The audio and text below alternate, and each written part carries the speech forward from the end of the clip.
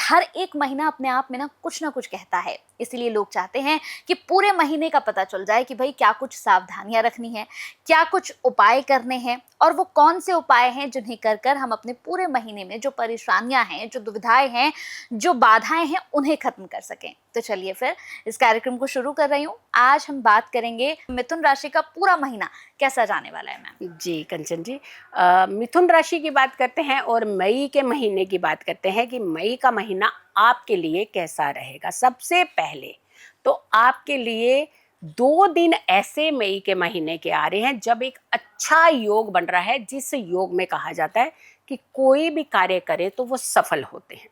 दूसरा, इस योग में जो भी धर्म कर्म करें उसमें भी कई गुना आपको लाभ मिलता है। तीसरा, धन का लेन देन कर सकते हैं इस 2 दिनों के अंदर। अब ये 2 दिन बड़े इंपॉर्टेंट है, तो कौन से हैं भाई? 2 दिन बड़े इंपॉर्टेंट है बहुत सारी चीजें लेने के लिए, लेकिन बाकी सारे दिन जो हैं वो दान कर्म जो भी आप चाहें, अच्छी सेवा, धर्म स्थानों पे जाना, भक्ति करना, ये सब करिएगा।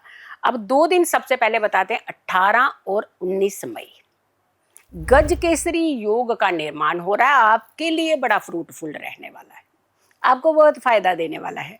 और दूसरा, मंगल की दृष्टि आपकी राशि पर जब होती है तो आप एक स्ट्रॉन्ग पर्सनैलिटी की तरह आते हैं सामने। अभी तक क्या थे कि आपको कहीं ना कहीं दबाने का प्रयास किया जा रहा था, डायरेक्ट या इनडायरेक्ट, लेकिन मई के महीने में ये 2 दिन सब पर भारी, यानी 1-2 दिन के अंदर आपकी बहुत बड़ी रूपरेखा जो है वो चेंज हो सकती है।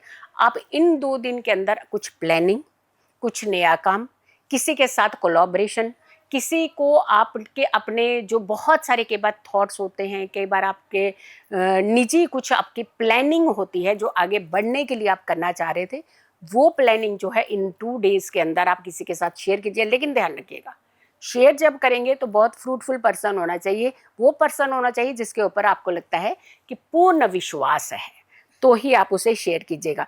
रिलेशनशिप आपकी बेहतर हो सकती है मई के महीने में।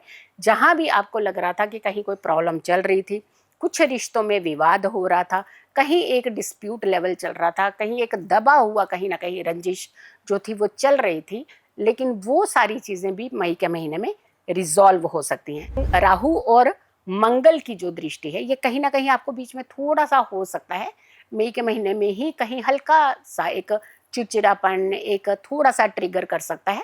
लेकिन अगर एट द एंड ओवरऑल हम देखते हैं तो इसका इम्पैक्ट जो है वो हेल्थ पे ज़्यादा पड़ता है। जब भी हम चिड़चिड़े होते हैं, जब भी हम एंजाइटी क्रिएट करते हैं, जब भी हम गुस्से में आते हैं, क्रोध में आते हैं, किसी को तंग करने का सोचते हैं, तो हम भी तो तंग होते हैं उससे। तो ये एक थोड़ा सा समय बीच में बन सकता है ऐसे, बट इस पे आपने खुद कंट्रोल करना है। यहाँ उपाय नहीं, यहाँ आपकी स्वयं की एक विल पावर, एक कंट्रोलिंग जो है वो ही इसे अच्छे से कंट्रोल कर सकती है। ईगो से नहीं, समझदारी से काम लेना है इस बार।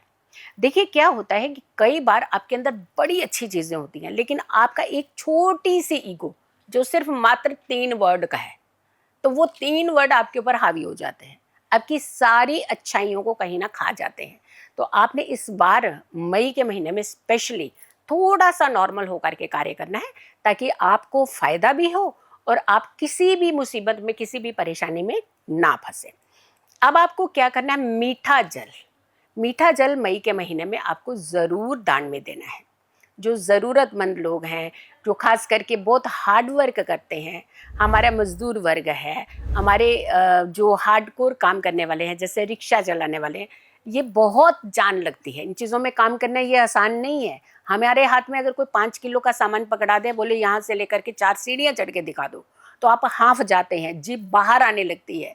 तो आप सोचिए, है तो ह्यूमन बीइंग ना, एक समस्याएं हैं, उनकी मजबूरी होती है कि धन कमाना है, उनके घर में परिवार वेट कर रहा होता है। लेकिन अगर हम एक छोटी छोटी एक सहायता किसी को करते हैं, तो यहाँ हमारा ही जीवन नहीं सुधरता है, हमारे तो कर्म सुधरते हैं, लेकिन सामने वाले को बहुत बड़ा सहयोग मिलता है।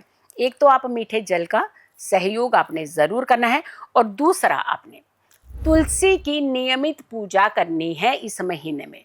संडे को तो हाथ नहीं लगाया जाता है, एकादशी पे नहीं छुआ जाता है, आपको मालूम ही है ये सारी चीज़ें। बाकी अदरवाइज आप यहाँ पर तुलसी के दीपक जो है वो ज़रूर प्रज्वलित कीजिएगा, लेकिन मिट्टी का ही दीपक लेना है, उसे ही आपने प्रज्वलित करना है। लेकिन उसमें भी तुलसी की ही लकड़ी की बाती बनानी है, वो बाती से आपने ये दीपक प्रज्वलित करना है और भगवान विष्णु का ध्यान करना है, माँ वृंदा का ध्यान करना है। आपके जीवन के सारे कष्ट हर लेंगे।